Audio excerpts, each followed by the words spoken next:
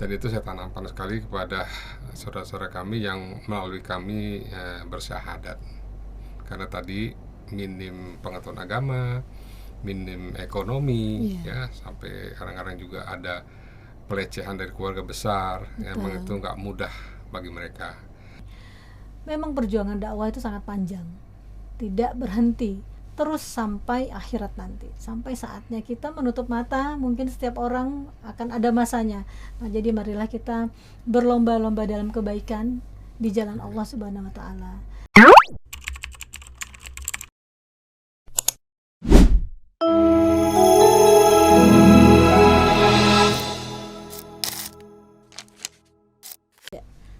Assalamualaikum warahmatullahi wabarakatuh. Waalaikumsalam warahmatullahi wabarakatuh. Kembali berjumpa dengan kami Time with Eldizon. Pemirsa, dalam kehidupan ini kita pastinya mempunyai suatu tujuan yang mana pastinya kita akan berbuat kebaikan, apakah keburukan yang kita lakukan dalam kehidupan ini, yang mana setiap yang kita lakukan ini semua ada akhirnya. Hari ini saya kedatangan seorang tamu dari PT Indonesia, Persatuan Islam Tionghoa Indonesia, yang mana beliau menjabat sebagai Wakil Ketua Umum PT Indonesia. Selamat siang Pak Denny. Alhamdulillah, selamat siang. Assalamualaikum warahmatullahi wabarakatuh. Waalaikumsalam warahmatullahi wabarakatuh. Bu Yani, selamat siang Ibu. Siang Ibu. Terima kasih nih sudah hadir di podcast kami ini. Semoga apa yang akan kita sampaikan ini menjadi manfaat nih Pak, untuk semuanya, untuk memberikan informasi kepada masyarakat. Apakah PT itu, bagaimana organisasi ini, dan kapan sudah berdirinya ya Pak ya. Nah, di sini sebagai narasumber yang mana banyak sekali orang tahu PT tapi tidak tahu sejarah nih Pak. Ya kan? Nah, ini yang diperlukan informasi kepada masyarakat. Banyak orang Tionghoa nih Pak ya. Ternyata PT sekarang ini tidak hanya di dalamnya ini anggotanya orang-orang Tionghoa saja ya Pak. Sudah dari berbagai provinsi di Indonesia, berbagai macam etnis ya Pak ya. Ini boleh nih Pak cerita sedikit sejarah mengenai berdirinya PT ini. Ya. Assalamualaikum warahmatullahi wabarakatuh. Waalaikumsalam. Saya ucapkan terima kasih ya kepada Ibu Haja Lucy yang telah mengundang kami kemari dalam rangka silaturahim, dan sekaligus akan memperkenalkan tentang organisasi yang bernama PT itu. PT itu Persatuan Islam Tionghoa Indonesia. Sebelum saya lanjut, saya juga memperkenalkan sebelah kanan saya ini istri saya yang sudah Waalaikumsalam Ibu Haryani. Cukup lama mendampingi saya, cukup setia. Alhamdulillah. Sampai punya cucu. Alhamdulillah. Dan beliau juga cukup aktif di organisasi, menjabat sebagai ketua wanita. Ya, saya bersyukur dalam organisasi istri saya mendukung penuh. Sejarah PT itu yang akan saya sampaikan. Jadi begini Bu, sebenarnya PT itu lahir sebelum kemerdekaan, 1938. Walaupun waktu itu baru organisasi lokal. Ya, belum nasional dan lokal. Nah, dari 1938 itu ada di majalah Tempo ya, beritanya. Dari situ dulu singkatan itu Persatuan Muslim Tionghoa, PMI. Nah, terus ada satu lagi, Persatuan Islam Tionghoa, 2. Nah, itulah yang dua akhirnya merger, bergabung menjadi Persatuan Islam Tionghoa Indonesia. Dan pada tahun 1961 dua ini merger jadi PT, dibentuk sampai di Jakarta, dan dikelompokkan secara nasional bahwa secara organisasi, nah itulah berdirinya Persatuan Islam Tionghoa Indonesia tahun 1961.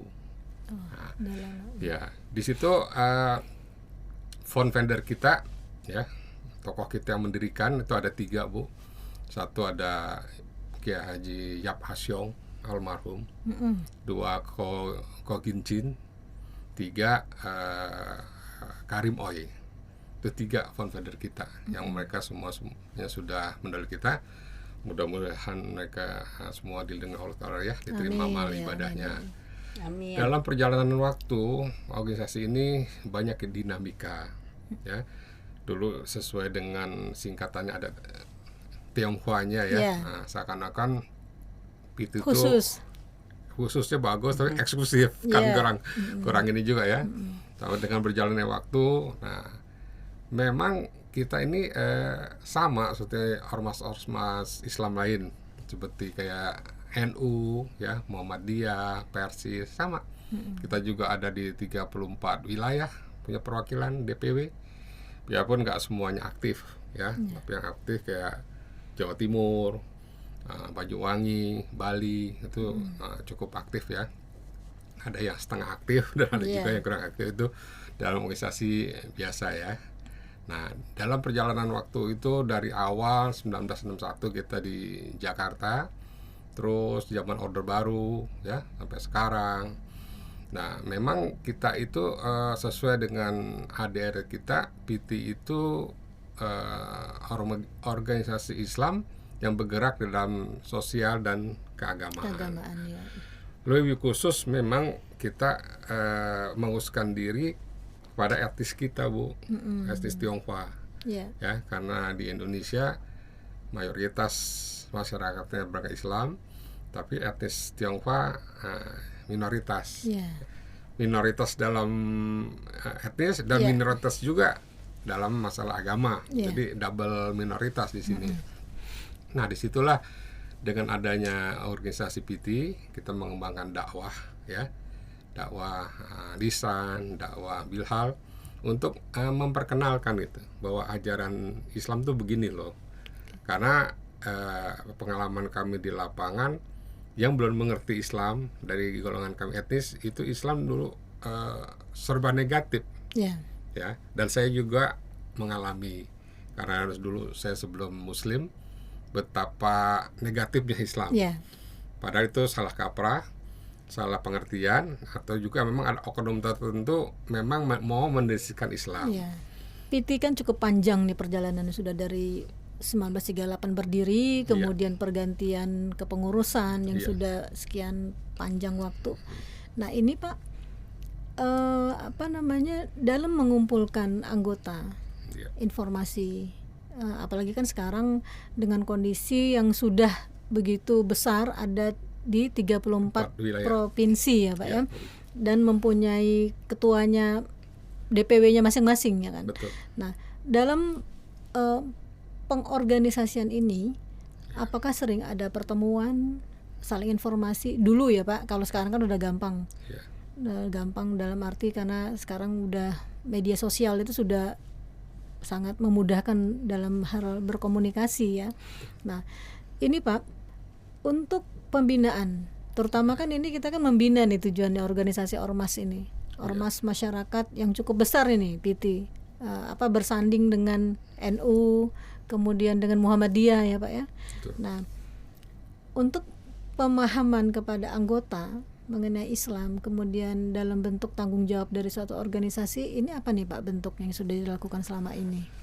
Iya, jadi sebenarnya sebagai organisasi Islam sama ya kita dengan NU, dengan Muhammadiyah, Persis, bahwa kita itu ada yang namanya pembinaan.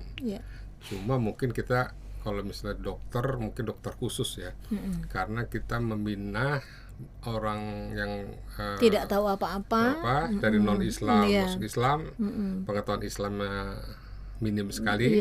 Nah itu bedanya. Kalau organisasi lain kan memang sudah Islam ya. Nah itulah yang kita selama ini lakukan. Pembinaan pada dasarnya cukup baik, cukup baik. Tapi memang harus lebih baik lagi, karena ada karakteristik dari bagaimana ciri khas orang-orang yang kayak orang itu dari segala sesuatu non jadi non Islam jadi Islam. Itu pasti ada transisi Bu ya, kebiasaan yang selama ini kita lakukan ya, tujuan dari sudut karakter, kebudayaan, apalagi orang Tionghoa ya, yang dulu sebelum Islam mungkin tahu sendiri banyak hal-hal yang sekarang di agama Islam begini loh. Nah, pembinaan itu kita lakukan Bu, dalam hal kita bentuk pengajian, terus kita juga bentuk ya diskusi-diskusi yang selama ini memang cukup baik di pusat maupun di daerah ya. Nah itu yang kita lakukan, tapi dengan catatan kita harus tetap meningkatkan. Karena persoalan, kalau kita lihat persoalan Tionghoa Muslim itu terkait apa dengan bahasa agama mualaf ya. Mualaf ya. Dari non-Islam ke Islam. Nah, semua pemimpin DPW, DPP yang pimpinan Ibu, itu bisa kita pastikan itu 100% mualaf. Mualaf ya. Nah, terus dari kami ada anak, nah, terus ada juga anak cucu, ya itu langsung ke bawah ya. Tapi pimpinan teras itu 100% memang para mualaf yang dulunya non-Islam. Nah, pembinaan ini ya yang menurut saya cukup ini ya, cukup berat. Karena kita dakwah dengan campur tangan Allah hidayah, dia bisa masuk Islam. Kan nggak berhenti di situ, Bu. Bagaimana pembinaan proses selanjutnya. Nah, ada juga kebiasaan-kebiasaan dari etnis Tionghoa. Saya sendiri ngalamin. Jadi ada semacam image negatif. Nah, bagaimana keluarga besar kalau kita agama lain is okay, asal jangan Islam. Nah itu yang terjadi di kita semua. Tapi kita memaklumi mereka, orang tua kita bukan jahat, cuman tidak mengerti. Nah itulah tugas kita ya. Tapi proses ini memang kita lalui, Bu. Nggak ngertinya ini, dan bukan sebulan 2 bulan, tahunan. Betul. Bagaimana kita harus memperlihatkan bahwa dengan masuknya kita Islam itu kita bisa jauh lebih baik. Ya, itulah apa gunanya PT ini ya Pak, sebagai rumah. Betul. Sebagai rumah, tempat untuk sharing atau apapun informasi ya kan, kepada saudara-saudara yang mualaf ini. Betul. Nah, memang ya itulah tujuan utama organisasi, memberikan jalan, solusi kepada saudara-saudara yang memang membutuhkan ya Pak. Nah kan banyak sekali yang sudah dilakukan selama ini ya, yang saudara kemudian mendapat hidayah. Saya dengar juga ada mereka diberi kesempatan oleh kedutaan Saudi untuk melakukan umroh nih Pak ya, diberikan hadiah umroh haji ya. Itu sangat luar biasa untuk saudara-saudara. Nah ini gimana nih Pak dengan hadiah-hadiah ini ketika pembinaan dari Pak Denny dan Ibu kepada saudara-saudara ini ya, pasti agak gimana gitu. Ketika bersyahadat kemudian dapat hadiah haji dan umroh nih Pak. Ini langsung ke sini nih pertanyaannya. Ini alhamdulillah ya. Itu suatu janji Allah ya. Semoga kita akan mendapatkan suatu barokah. Barokah itu kan bukan berupa uang aja ya. Sedikit informasi yang Ibu tadi sampaikan memang betul. Kebetulan memang keluarga saya termasuk anak yang 2 itu, yang ke-3 ke-4 itu sekolahnya di Saudi Academy. Awalnya di Jakarta Al-Haramain ya. Ini juga salah satu ablah nih kalau bahasa Arab ablah guru. Ikut membina karena kita kesulitan besar Bu waktu sekolah di sana. Bahasanya udah beda. Bahasa Arab murni ya. Dan gundul gitu kan. Itu untuk Ibu nih Pak ya sedikit. Bagaimana kok bisa mau masukin sekolah di sana untuk putra-putrinya Haramain?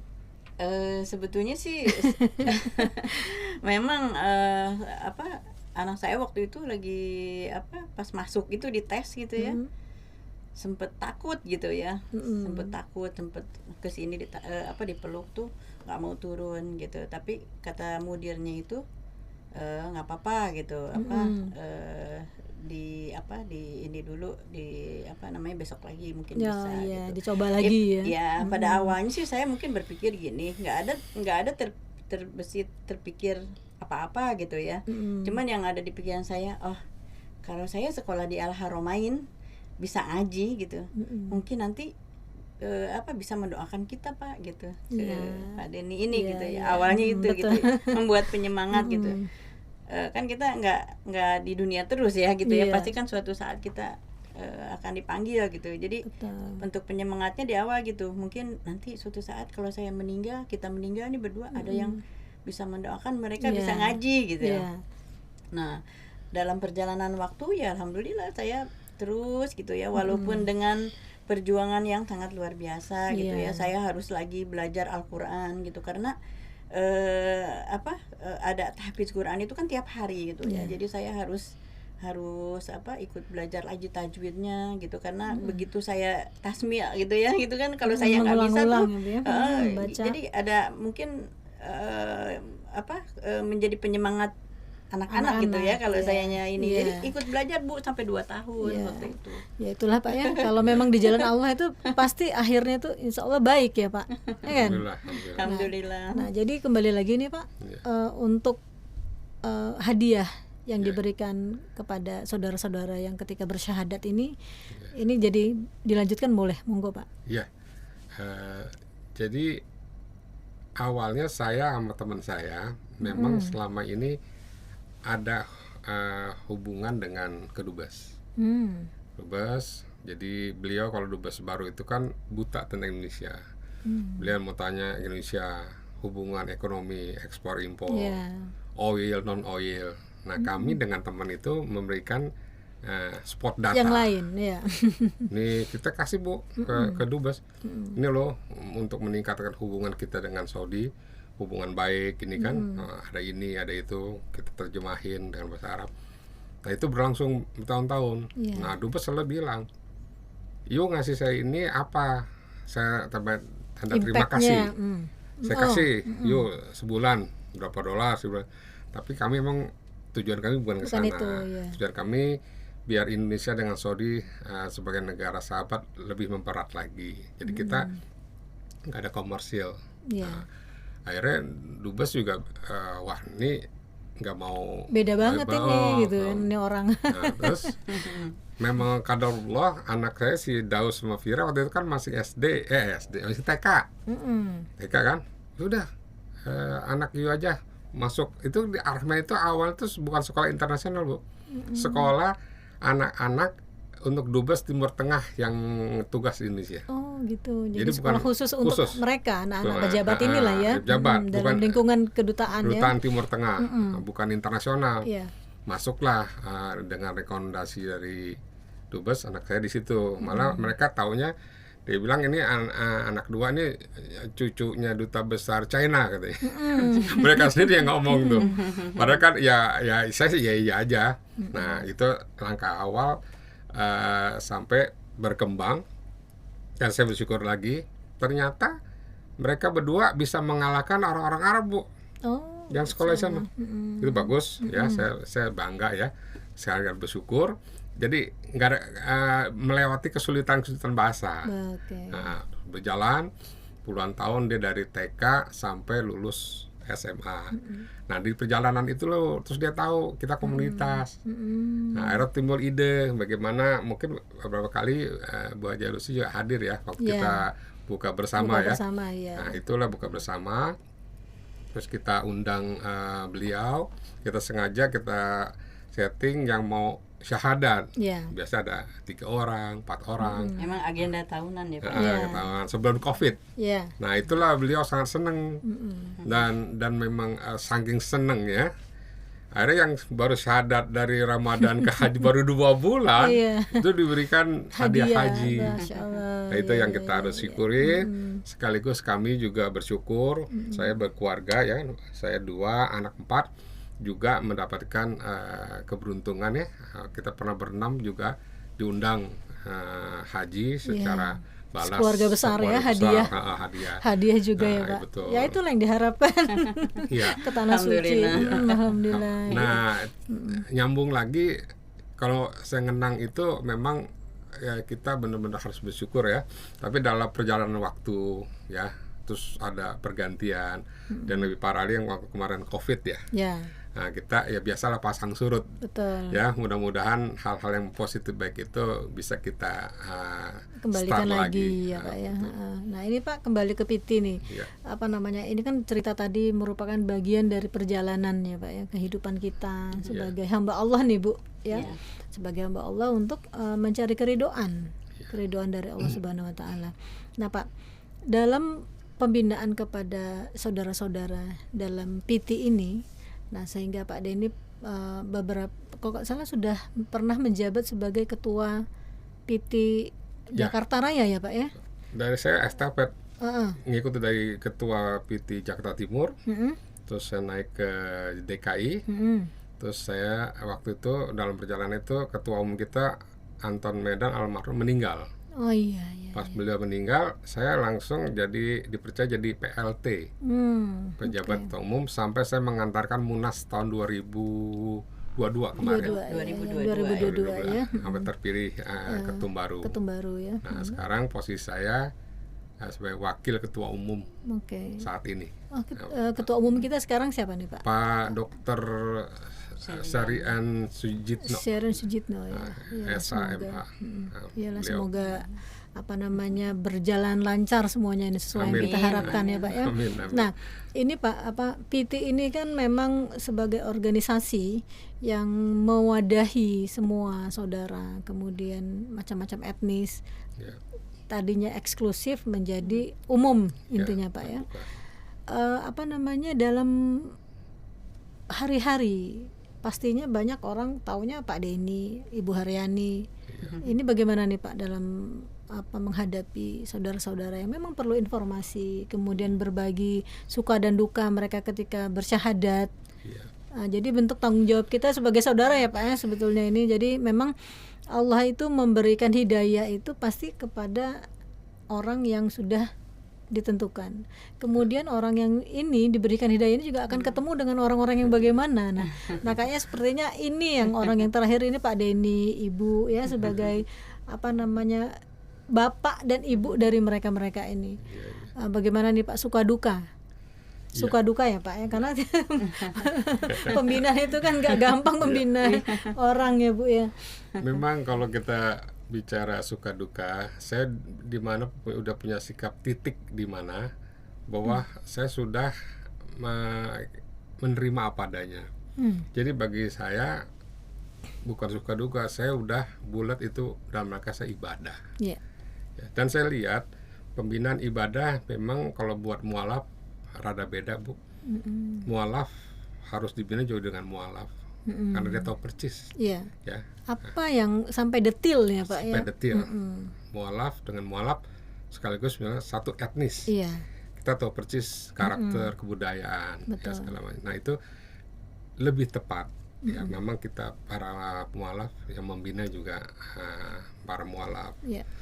Kalau memang suka dukanya lari ke sana, dalam perjuangan awalnya memang begitu Bu. Sampai kan biasa ya orang pasang surut. Saking bikin mananya, dan juga ada karakteristik orang mualaf Bu. Mualaf itu dia punya jiwa berontak. Iya.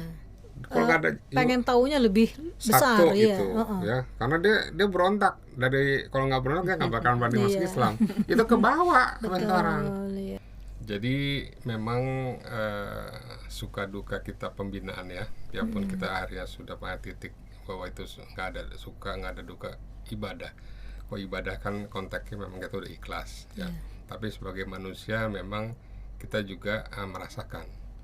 Karena tadi yang saya sampaikan saudara-saudara kami yang baru masuk Islam itu kan sebenarnya sangat minus sekali Bu pengetahuan agamanya. Sampai-sampai hal yang mendasar ya. Kami itu mengurusi misalnya laki bagaimana dia belum hitan, kita hitankan. Terus dalam hal yang biasa lah, yang awalan misalnya sholat, sebelum sholat kita wudhu, benar-benar dari dasar. Itu yang kami lakukan pelan-pelan ya.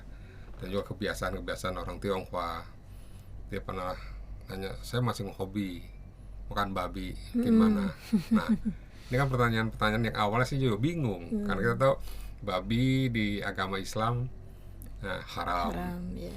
Tapi kalau dalam pembinaan khusus mualaf, kalau saya langsung bilang nggak boleh, ini dosa ini, mungkin kurang bijak. Betul. Dan mereka juga akan menerimanya dengan bimbang ya. Yeah. Nah, makanya pola yang tadi saya bilang mualaf harus juga pembinaan mualaf di sini Bu. Yeah. Saya waktu kalau yang begitu itu saya ini aja, masih nggak bisa bentin, enggak udah hobi, oke, nggak apa-apa. Tapi kalau ada sempat coba kamu ke dokter ahli tanya kenapa daging babi di Islam dilarang. Ada yang diskusi. Oh ternyata dari kesehatan gitu. Jadi pelan-pelan gitu Bu. Nah, akhirnya mengerti bahwa larangan-larangan itu di agama karena demi juga kebaikan kita. Itu satu case Bu ya. Ada case yang lebih berat lagi, misalnya suami istri udah jadi istri, tiba-tiba suaminya dapat hidayah Islam, istrinya belum. Nah, Ya, itu di kami banyak Bu. Jadi nggak apa yang terjadi itu. Nah itu dia. Akhirnya kalau yang nggak ngerti, wah ini kan zina katanya. betul. Ya kan kalau zina ya harus pisah. Nah kan bingung, kita dapat hidayah rumah tangga hancur. Saya sampai ke MUI Bu, saya minta tolong MUI kasih saya fikih khusus tentang mualaf.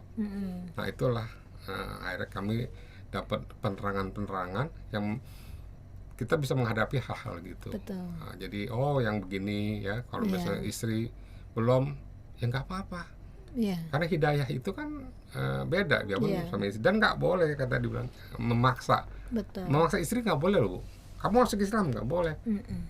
Dianya sendiri harus bilang saya mau Islam karena ngelihat kita yang mencontohkan. Memberikan contoh dulu Nah, ya. itu yang betul. case-case kita terjadi. Kecuali misalnya terjadi itu istrinya membahayakan. Nah itu ada pertimbangan untuk pisah. Berpisah, Nah, jadi itu yang selama ini di komunitas kami terjadi hal-hal itu. Masuk selanjutnya misalnya meninggal, bagaimana kita ini nih menghadapi keluarganya. Ya selama ini kan Yang berbeda ya tata itu, cara penguburan ya Pak ya. Tarik menarik kan. Betul. Jadi itulah yang selama ini memang dialami sama kami sebagai pembina, dan sekaligus juga tadi kita menghadapi dengan bijak.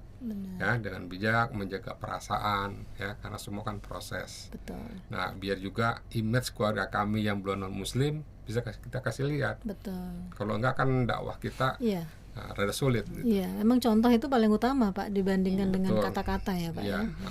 Ya jadi banyak juga saudara-saudara ini yang sudah bersyahadat muslim ya karena apa namanya adab sopan santun dia makin baik. Betul. Akhirnya keluarganya juga tertarik.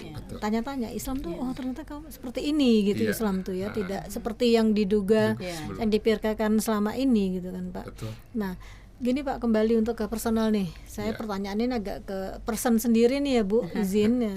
Pak Denny sendiri bersyahadatnya tahun berapa nih? Nah iya alhamdulillah. Karena kan membina mu'alaf kan sendiri juga mu'alaf. Nah jadi udah tahu triknya, detail-detailnya harus menghadapi orang Ya. sesama Alhamdulillah. ini. Saya waktu hidayah dan saya ikrar syahadat, waktu itu saya masih bujangan Bu. Saya waktu semester 4 kan, saya masih kuliah. Waktu saya kuliah di Jayabaya. Ceritanya gimana? Memang skenario Allah sampai saya dapat hidayah dan sekaligus saya berjodoh dengan Islam. Ada kisah-kisah tertentu yang membuat akhirnya saya syahadat. Dan bagi saya nggak mungkin saya masuk Islam kalau saya nggak yakin. Apa tuh contohnya Pak yang membuat jadi tertarik dengan Islam ini? Mungkin kalau singkat cerita, Rasulullah dulu sebelum jadi diangkat Rasul ada tanda-tanda kenabian ya. Iya. Mungkin kalau setback sama Bu, saya dari kecil ada tanda-tanda mungkin saya akan masuk Islam. Oh dijaga, Allah jaga itu biasanya orang-orang yang dijaga Ya, itu. jadi ada setback. Kan lucu Bu, saya orang Chinese, masih kecil dulu saya nggak doyan bawi lu Bu. Oh, Malah sama keluarga saya atau saya dibilang kasarnya ngomong kasar maaf, tolol lo nih daging enak. iya. Kalau saya setback kan, saya belum ngerti apa-apa. Kok saya Memang dari hati, memang nggak mau ya Pak. betul. Terus ada lagi pengalaman yang lebih menarik. Orang tua saya kan termasuk tokoh juga. Kalau ada selamatan apa suka diundang. Tahlilan ya. Iya. Suatu saat biar berhalangan saya yang mewakili, masih kecil. iya. Sekali saya ikut tahlilan, besoknya saya bilang sama orang tua, Pak kalau ada gini-gini udah Aku saya aja. wakilin. Saya demen tahlilan Bu. Mungkin masih kecil karena ada besek kali ya. Itu pasti sudah ada panggilan dari Allah cuma Iya, belum mengerti. cikal bakalnya kan. Iya. Cikal bakalnya. Padahal kalau dari agama dulu saya agama asli, biasa hio ya. Iya. Nah di SMA karena lingkungan saya pernah masuk Katolik resmi. Oh, Saya gitu. dibaptis, nama baptis saya Yohanes. Nah, Jadi benar-benar bukan Kristen-Kristenan benar. Tapi yang saya bilang hati nggak bisa dibohongin Bu. Saya juga waktu itu gelisah, dari Buddha saya gelisah, terus saya masuk Katolik juga saya malas ke gereja. Sampai terakhir sebab tertentu saya diskusi, nah hidayah itulah muncul. Gitu. Jadi ada pengalaman, saya diskusi yang netral, moderat, saya diarahkan sampai Allah memberikan petunjuknya bahwa saya arahnya ke Islam. Kalau saya ngomong sama saudara ya saya bilang jodoh lah. Betul. Jodoh saya di situ. Tapi orang tua keluarga saat itu ini melarang. Bukan melarang lagi, Bu. Jadi beliau itu kaget, marah kecil, marah besar, sampai beliau benar-benar marah. Betul. Saya ada 11 tahun, 12 tahun, ya maaf, karena beliau bukan jahat, karena nggak ngerti, saya diusir gitu. Oh gitu. Serius ya. Jadi diasingkan. Diasingkan oleh dari keluarga ya. Tuh, karena waktu itu beliau nggak bisa terima ya, di keluarga besar, kan hidayah beda. Betul. Berarti ya. Dan juga saya juga bisa memaklumi. Jadi hidayah itu kan pasti ada kekuatan tersendiri, Pak. Betul. Yang nggak bisa kita manusia ini ungkapkan ya, Pak. Betul. Sepertinya seperti itu hidayah. Walaupun waktu itu sangat sedih ya, karena kita berhadapan dengan keluarga dan orang tua. Betul. Ya, yang bagaimana beliau dulu mengasihi kita, mendidik kita. Akhirnya karena beliau nggak ngerti jadi musuh. Betul. Tapi alhamdulillah 5 tahun sebelum beliau meninggal, kita happy ending, Bu. Oh, Masya Allah. Ya. Jadi dengan suatu tentu kita kembali, malah beliau bilang, saya waktu itu juga namanya anak minta maaf. Enggak ada yang tuh. Kamu saya lihat malah udah masuk Islam jauh lebih sopan. Nah, beliau mengaku yang papa takut kamu masuk Islam jadi teroris. Ya. Maka dia marah gitu. Identik itu ya. Pas dia lihat nggak ada perubahan, Betul. malah hidup lebih teratur, dia bilang juga lebih sopan. Nah, akhirnya alhamdulillah beliau menerima. Tapi biasa dia orang kebiasaan Tionghoa itu is okay. Tapi kalau dalam bisnis tetap ada garis, karena udah nggak seiman.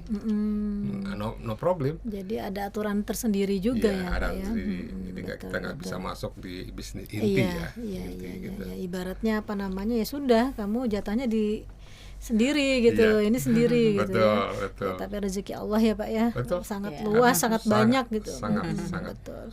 Nah jadi dalam apa namanya perjalanan ini Pak, kemudian sendiri. Nah jadi banyak sekali kan teman-teman yang sudah bersyahadat ini, ke Pak Denny, ke Ibu ya, kemudian apa namanya dengan rasa suka dan citanya mereka juga cerita, oh kalau pengajian di rumah Pak Denny, di rumah Bu Haryani gitu Pak. Itu sangat suatu hal yang sangat luar biasa ya Pak ya, kebahagiaan tersendiri ya nggak, bisa berbagi sharing Bu ya. Nah apa namanya kemudian ini lepas dari PT ya Pak, ke personal lagi, ke anak-anak sendiri kan semuanya sudah memang muslim ya Pak ya, anak-anak sejak itu ya muslim. Nah tadi Ibu Haryani sampaikan ada yang sekolah di Haromain, kemudian di mana Bu, di UIM ya, di Universitas Madinah ya. Kalau yang 2 berbahasa Mandarin, kalau yang 2 lagi berbahasa Arab gitu. Ya itu mungkin skenario Allah. Kita nggak tahu gitu harus bagaimana, tapi yang terasanya ya sekarang alhamdulillah ilmunya bermanfaat. Itu sih Bu ya. Yang sekolah di Madinah lagi ya Pak ya. Impian saya semua orang tua anaknya berharap sekolah di sana ya Pak ya. Saya juga mengucapkan terima kasih kepada Ustadz dan Ablah yang sudah mengajar anak saya di Al Haromain sampai besar, sampai kuliah ke Madinah, sampai sekarang alhamdulillah bisa mendampingi saya ke sana gitu. Alhamdulillah. Karena memang itulah tanah suci. Impian setiap orang muslim ya untuk beribadah ke sana. Nah, memang Pak kembali lagi tadi kekhawatiran orang kalau orang masuk Islam itu kan identik dengan teroris ya kan Pak. Padahal itu tidak semua bisa dipukul rata orang muslim seperti itu, ya kan? Nah, banyak pemahaman yang orang salah. Kita ini kan hanya ingin bertakwa kepada Allah, mematuhi semua larangan. Ya, contohnya kalau perempuan ini kan wajib berhijab karena ada di dalam Al-Quran. Ya, ada 2 surat An-Nisa dan Al-Ahzab ya Bu. Al-Ahzab. Al-Ahzab. Nah, ini orang kadang-kadang salah paham. Wah, soalim banget gitu ya kan. Nah, kemudian kita sholat tepat waktu pun ya elah. Nah, komen-komen seperti itu ya Pak. Atau kita misalkan melakukan sesuatu yang memang menurut orang bertentangan mereka, padahal kita itu ingin bertakwa kepada Allah, mengikuti semua aturan yang Allah wajibkan. Kalau Allah ini kan berarti wajib kan Pak, ya enggak? Nah, ini bagaimana nih Pak menghadapi orang-orang yang kadang-kadang salah pemikiran seperti ini dari Pak Denny, mungkin juga Bu Yani pernah mengalami seperti itu Pak. Iya, jadi sebenarnya di lapangan memang terjadi seperti itu Bu. Iya.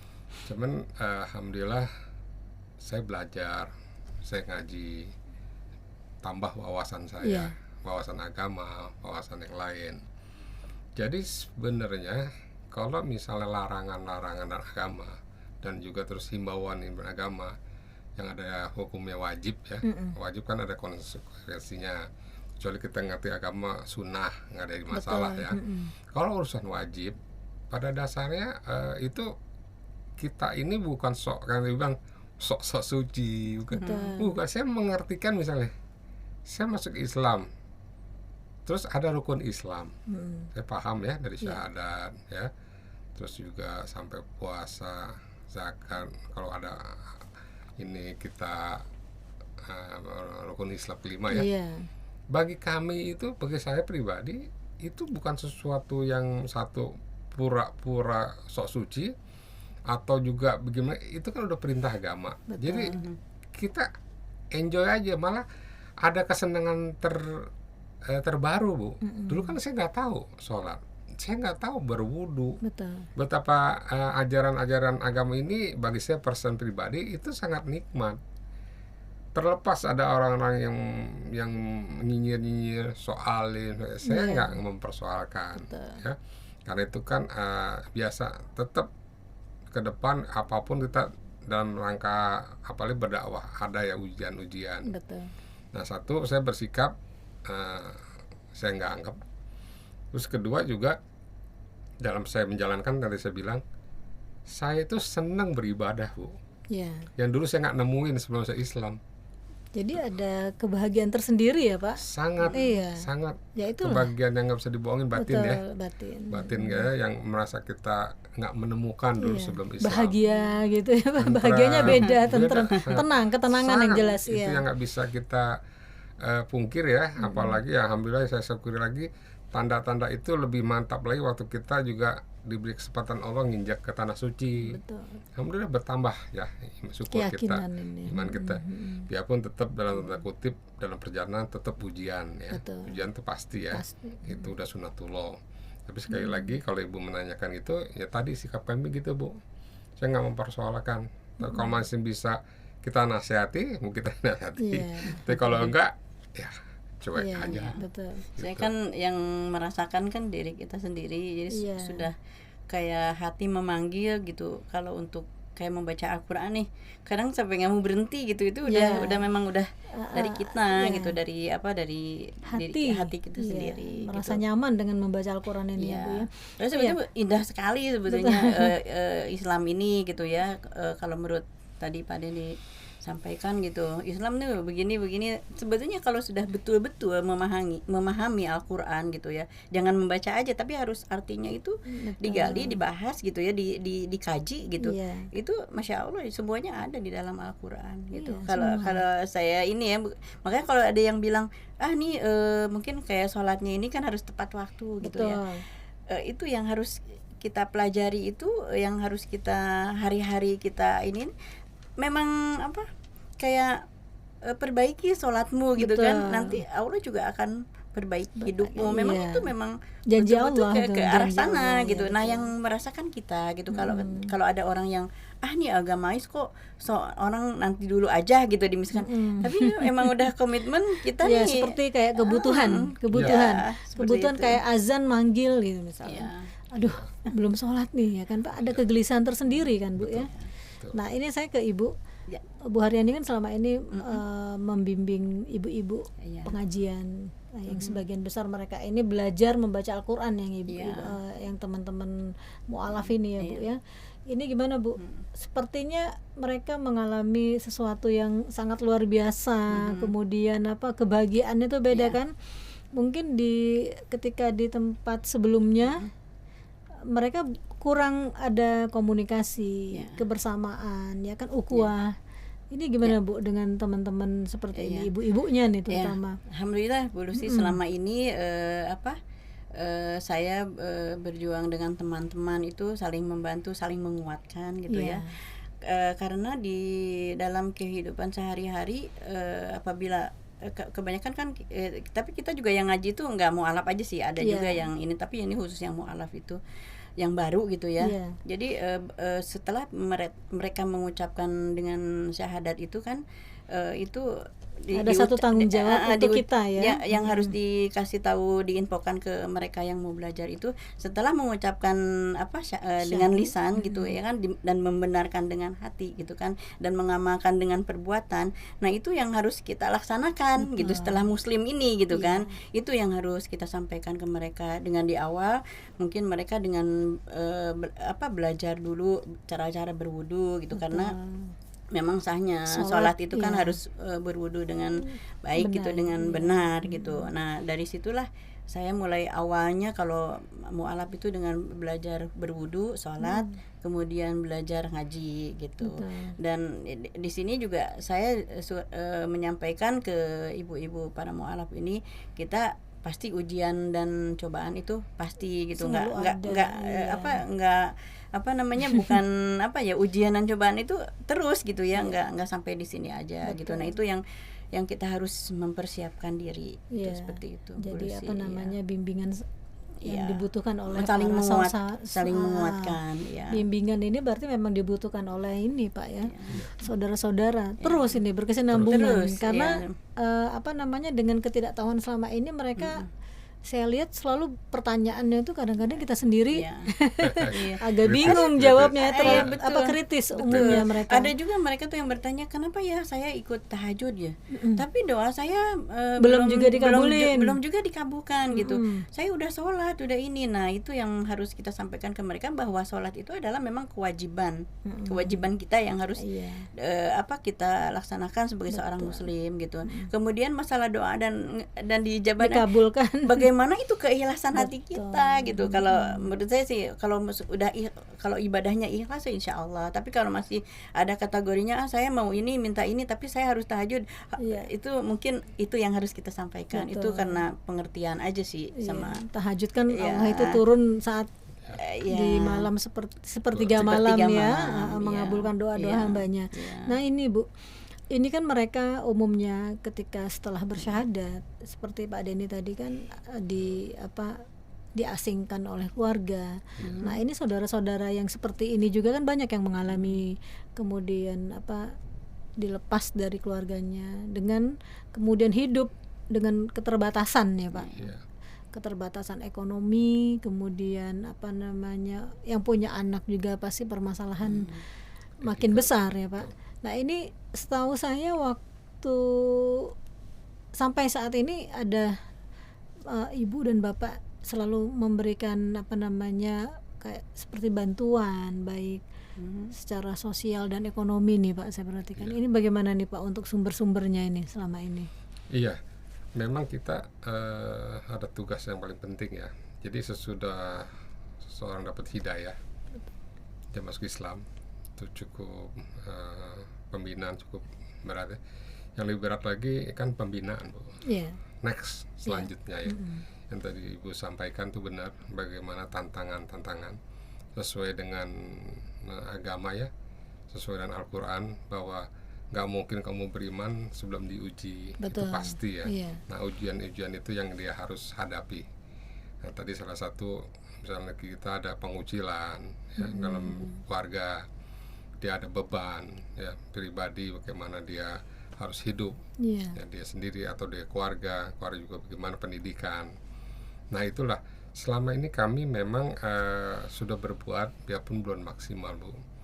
Kebetulan kan kita juga punya sekretariat ya yang di sana di Jalan Jampea, Ya, ruko itu. betul. Lantai 3 itu memang kita gunakan untuk penampungan untuk orang-orang yang memang ada masalah, sudah masuk biasanya diusir. Tapi juga dengan keterbatasan kami, Bu, ya, karena kita yang itu kan nggak mungkin terus menerus, Betul. itu transit aja. Iya, Itu yang kita selama ini lakukan, biarpun terus pasang surut ya, benar. karena ini berhubungan erat juga tadi bilang dan pendanaan. Alhamdulillah selama ini kami juga kan saya sendiri ada penghasilan, ya itu saya sisihkan. Kebetulan juga istri juga bantu ya, dia pada waktu juga suka membantu di travel ya, jalanin sebagai pembimbing, itu juga disisihkan. Terus juga di samping teman-teman, dan alhamdulillah beberapa kali juga Ibu Haja Lucy yang membantu kami ya, dan teman-teman ya. Nah itulah sumber-sumbernya, Bu. Dan di instansi pemerintah dulu sampai saya sampaikan, mualaf itu asing, Bu. Ya. Ya, di instansi pemerintah mualaf kayak masuk alien. Mereka lebih cenderung kayak kita misalnya sosial, lebih cenderung ya maaf ke anak yatim. Betul. Itu betul. Belum mengenal mualaf, padahal mualaf itu sudah lebih kompleks. Ini kan mualaf ini kan termasuk 8 asnaf. Nah, Ya, sampai ada di situ Iya, ya. pemahaman, Kenapa iya. di Quran sampai termasuk salah satu dari 8 asnaf? Karena minimal kan 4 jiwa, Bu. Iya. Suami istri, anak 2. Betul. Nah, selama ini ya maaf kurang diperhatikan. Iya. Dan saya sempat menyampaikan. Oke. Alhamdulillah ada perubahan-perubahan, biar memang itu proses ya. Iya. Nah, jadi kalau Ibu tadinya nanyakan, ya itulah, Bu, dari teman ke teman ya.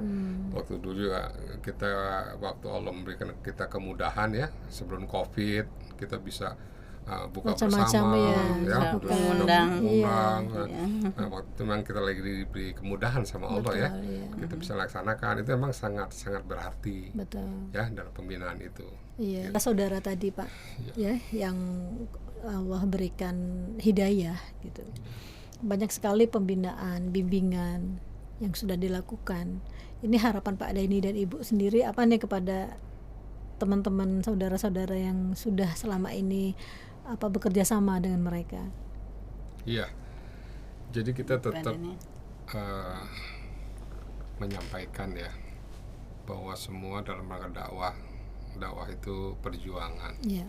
Perjuangan harus berkorban. Itu yang selalu saya tanamkan ya. Dan juga kami pun sebagai pembina juga harus punya sikap-sikap itu. Biarpun terus terang dalam perjuangan kadang-kadang manusia ada turun naik Bu, ya. Ada hal-hal di mana suatu waktu kami pun juga bisa drop, bisa stres karena ya banyak tantangan ya. Tapi sekali lagi karena kita yakin ya ada Allah, ada pertolongan Allah. Nah itu yang kita akhirnya sampai saat ini pun tetap berdakwah, biarpun dengan catatan pasang surut. Dan itu saya tanamkan sekali kepada saudara-saudara kami yang melalui kami bersyahadat. Karena tadi minim pengetahuan agama, minim ekonomi, ya sampai kadang-kadang juga ada pelecehan dari keluarga besar. Emang itu nggak mudah bagi mereka.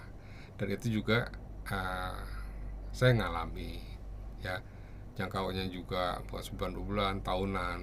Tapi terakhirnya toh pertolongan Allah, janji Allah itu benar. Betul. Ya sampai kita saat ini saya berkeluarga, ya punya anak, punya cucu, itu janji Allah benar, yakin. Ya pun harus dengan perjuangan. Betul. Itu yang saya tanamkan. Dan juga dalam hal ini saya juga menghimbau teman-teman saya juga yang seperti kami, yang para mualaf. Ada yang perlu saya sampaikan sedikit, bahwa agama itu, keyakinan itu kan hidayah atau kita jodoh Bu ya. Jangan, saya sampaikan juga teman, jangan sekali-sekali membuat hal negatif kepada agama sebelumnya gitu. Itu sangat penting. Agama bagi kami semua baik, ya, mengajarkan kebaikan. Hanya tadi kalau bahasa kita bahas jodoh, ya ada yang jodoh Islam, Buddha, Katolik. ada beberapa teman kami yang akhirnya saya juga memberikan pandangan, kalau istilah anak sekarang jangan ngejelekin mantan gitu. Oh iya. Itu sangat Betul, penting ya. iya. Nah, kita anggap itu suatu inilah ya, istilah kan mantan berarti ya. Karena dalam hal ini kalau kita mulai gitu pasti juga mereka akan membalas dengan hal yang sama. Cuman kita hanya bilang kita jodohnya ini. Karena berapa kali saya lihat YouTube juga ada mantan ini untuk dalam dakwah saking semangatnya mungkin akhirnya menyerempet ke agama semulanya yang orientasinya negatif. Ya, itu yang saya nggak putus-putus untuk menyampaikan jangan kayak tadi. Nah, kita memang sudah jodohnya ini, kita berdakwah dengan cara kita. Nah, terus juga kita tidak merendahkan, meremehkan agama yang sebelumnya. Itu aja yang kita mau, yang saudara-saudara yang mendengar hari ini mudah-mudahan bisa diterima dengan baik. Ya, insya Allah pasti diterima ya Bu ya Pak. Ini jadi memang dalam beragama Nabi Muhammad kan sudah mengajarkan agamaku, agamamu, lakum dinukum waliyadin ya Pak ya. Nah inilah tetap Allah maupun Rasulullah tidak ada menganjurkan untuk menjelek-jelekkan, saling menjelekkan ya kan. Nah jadi meskipun kita dalam keyakinan kita agama Islam bahwa agama Islam inilah yang paling sempurna ya Pak, karena memang ada dalam Al-Quran ya.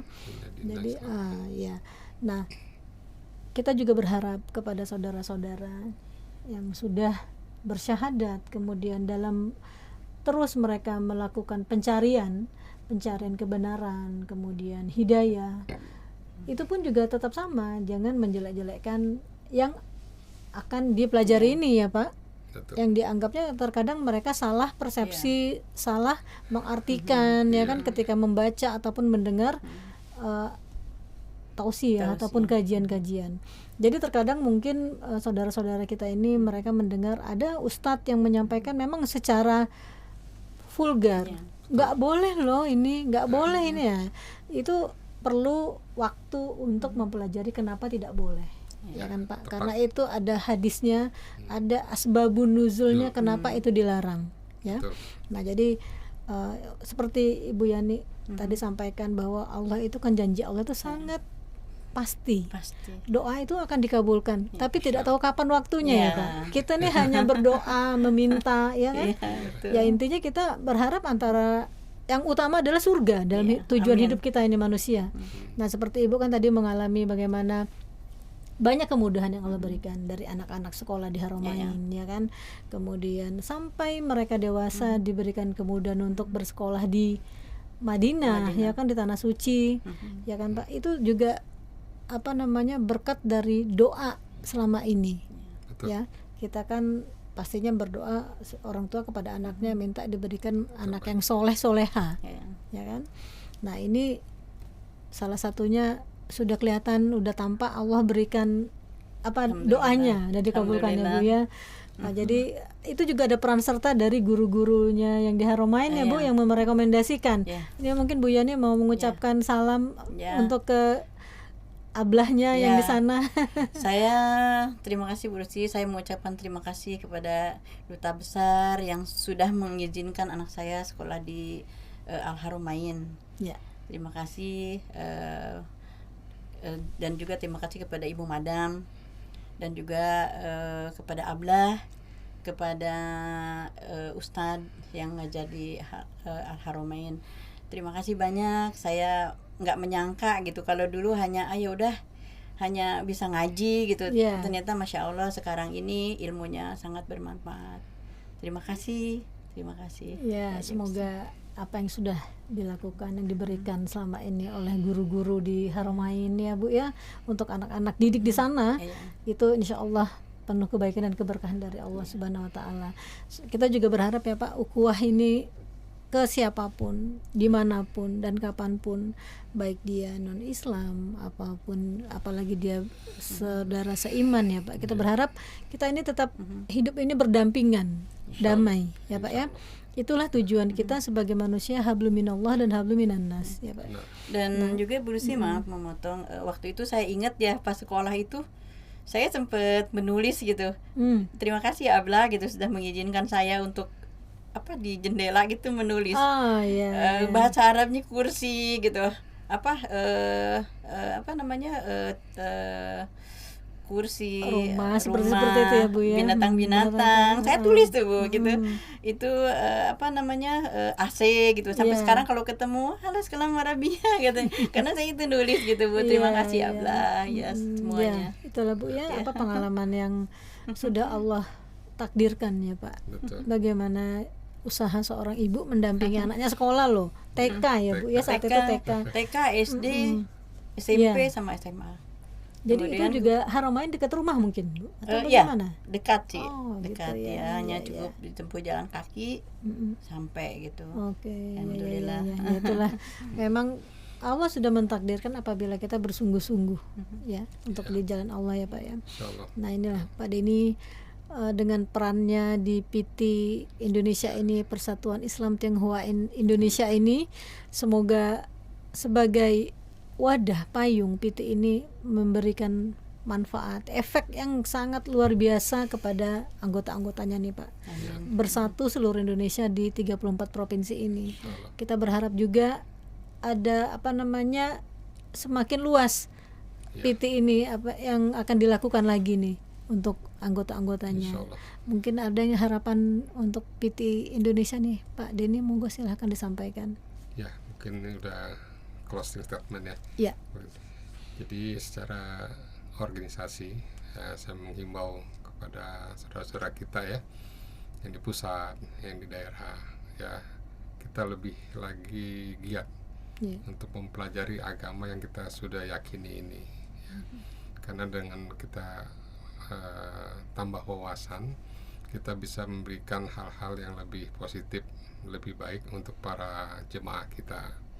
Perjuangan kita panjang ya, tiada hentinya ya, demi syiar agama kita yang kita yakini ini. Jadi mudah-mudahan dengan perutan kita dan ikhtiar kita, dan juga saya minta doa ya, penting doa ya, agar PT sebagai ormas Islam kita dapat memberikan kontribusi ya, lebih khusus kepada anggotanya dan juga dengan sesama ormas Islam dan juga untuk masyarakat luas dan negara. Jadi ada slogan PT ada untuk negara. Nah, itu yang kita tujukan ya dalam rangka dakwah secara nasional. Mudah-mudahan Allah memudahkan semua cita-cita kita. Amin, amin. Ya, pemirsa, tadi sudah kita bersama mendengarkan dari narasumber kami, Bapak Denny Sanusi dan Ibu Haryani. Bapak Denny Sanusi selaku Wakil Ketua Umum PT Indonesia, Persatuan Islam Tionghoa Indonesia, sudah menyampaikan bagaimana sejarah berdirinya PT ini. Mungkin banyak selama ini yang kita belum tahu, sekarang sudah tahu untuk informasi ini. Memang perjuangan dakwah itu sangat panjang, tidak berhenti, terus sampai akhirat nanti, sampai saatnya kita menutup mata. Mungkin setiap orang akan ada masanya.